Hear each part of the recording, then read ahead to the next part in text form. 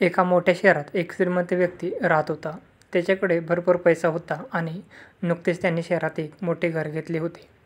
त्याच्याकडे धनसंपत्ती तर भरपूर होती, परंतु शरीराने तो अतिशय दुबळा व अस्वस्थ होता. तो दिवस-रात्र मेहनत करून पैसा कमवित असे, परंतु आपल्या शरीराकडे लक्ष द्यायला त्याच्याकडे वेळ नव्हता. हळूहळू तो खूप श्रीमंत झाला, परंतु त्याला अनेक रोगांनी विळखा घातला. तो व्यक्ती स्वार्थी नव्हता, परंतु त्याच्याकडे आपला पैसा खर्च करण्यासाठी वेळ नव्हता. त्याला जणू पैसे कमावण्याची सवयच लागली होती. त्याला डॉक्टरांकडे जाण्यासाठी वेळच नसे. शरीराकडे लक्ष न दिल्याने हळूहळू त्याचे शरीर कमजोर व्हायला लागले. एक दिवस कामावरून थकून तो घरी आला. आज त्याचे डोके खूप दुखत होते, म्हणून तो सरळ आपल्या रूममध्ये जाऊन झोपून गेला. जेव्हा त्याच्या नोकराने त्याला जेवायला विचारले, तेव्हा भूक नाही म्हणून त्याने जेवायला नाही म्हटले. अर्ध्या रात्री त्याचे डोके अतिशय वेदनेने व्हायला लागले. त्याला काही लक्षात येत नव्हते. अचानक त्याच्यासमोर त्याच्या चाकाराएवढी एक मूर्ती उभी राहिली.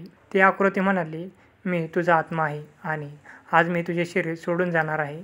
तेव्हा तो माणूस भीत म्हणाला, "तू माझ्या शरीराला का सोडत आहे?